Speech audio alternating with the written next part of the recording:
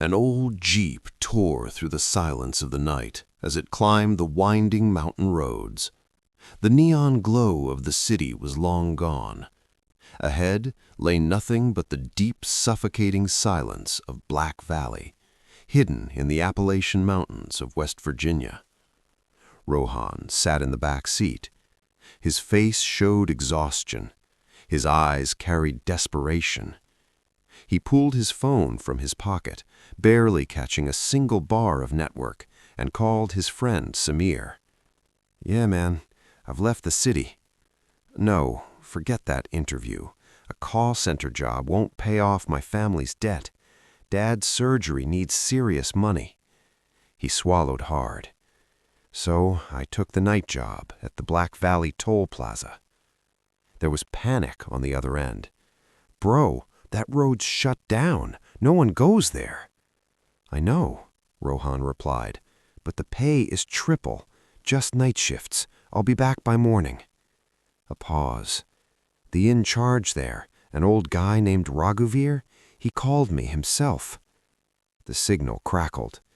"If you don't hear from me by morning," Rohan said quietly, "tell my family." The call dropped. The jeep came to a stop in a fog-choked, abandoned stretch of road.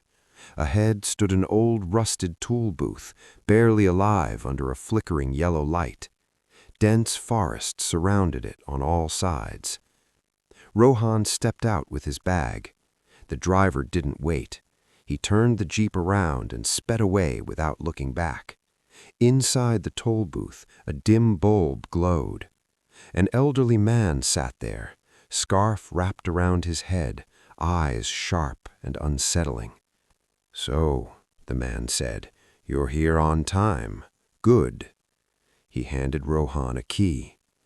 "Booth number 3. You'll work there tonight." Then, lowering his voice, "There's a black diary in the drawer. Read it before starting your shift. I'll be back at 6 in the morning.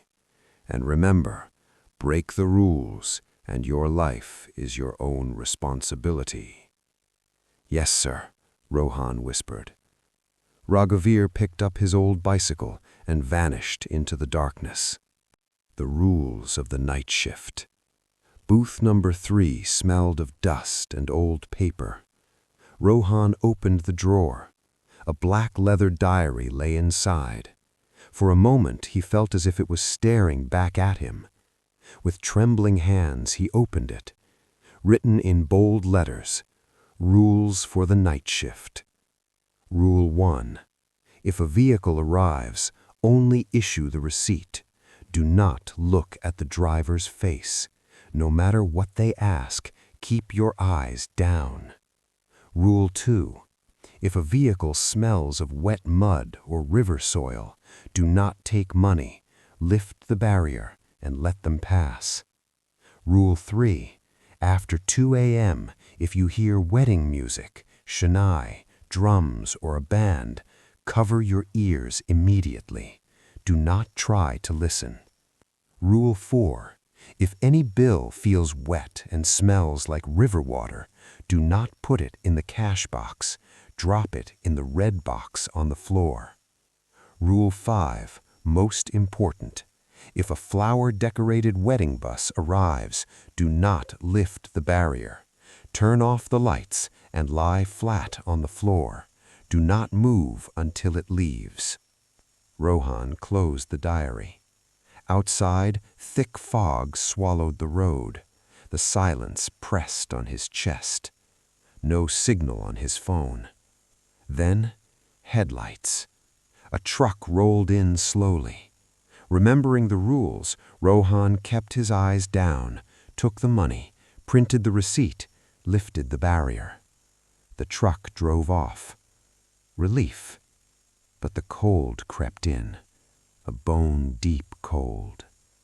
Midnight. Another car arrived, completely covered in mud. As Rohan reached out, the smell hit him. Wet soil. Rot. Rule 2. He pulled his hand back and raised the barrier. The car passed without a sound. No tire noise, nothing. His hands shook as he grabbed water. That's when he noticed an old newspaper scrap on the desk. Date November 14th, 2005. Headline, 27 dead as wedding bus plunges into river near Black Valley Toll Plaza. Time of accident, 2:30 a.m. Rohan checked the clock, 2:15 a.m. Then the wind changed, soft, distant, unmistakable. Wedding music, Shania, drums. Rule 3. He rushed to put on his headphones, blasting music. Still, the sound pierced through, not joyful, but crying, screaming. 15 minutes later, silence. Then, a heavy engine. A bus emerged from the fog, old-fashioned, covered in blackened marigold and rose garlands. Rule 5. Rohan killed the lights and dropped to the floor. The bus stopped. The horn blared again and again. "Open the barrier," a deep voice echoed.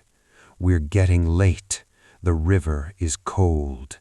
Let us go home." Hands scratched the glass, wet, twisted fingers. Women crying, children screaming, music screaming. The booth shook violently. Then, silence. Rohan crawled up. The bus was gone. Relief washed over him, until he sought it. A wet 100 bill lay on the counter. Inside the booth. The door had never opened. Slowly, he turned.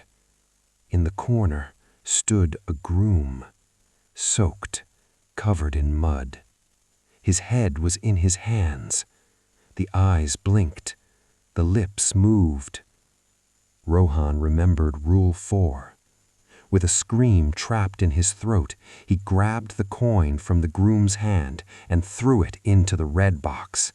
A piercing cry echoed. The figure dissolved into smoke. Darkness. Morning. Rohan woke to someone slapping his cheek. Raghuveer stood there. "You survived the night," he said calmly. "Lucky." "That bus, the groom?" Rohan stammered. Raghuveer sighed.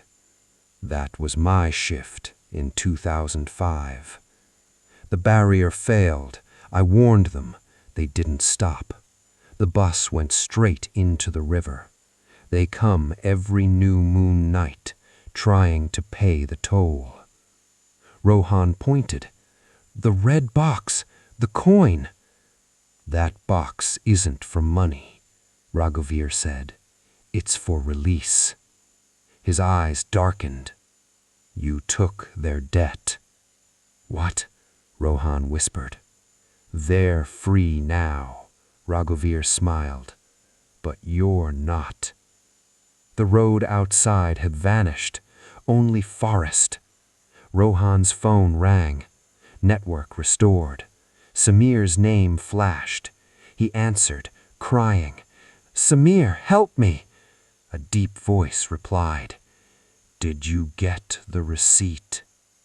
The phone fell, and even in daylight, the fog returned. Like this video, subscribe to the channel, and follow us for more amazing content.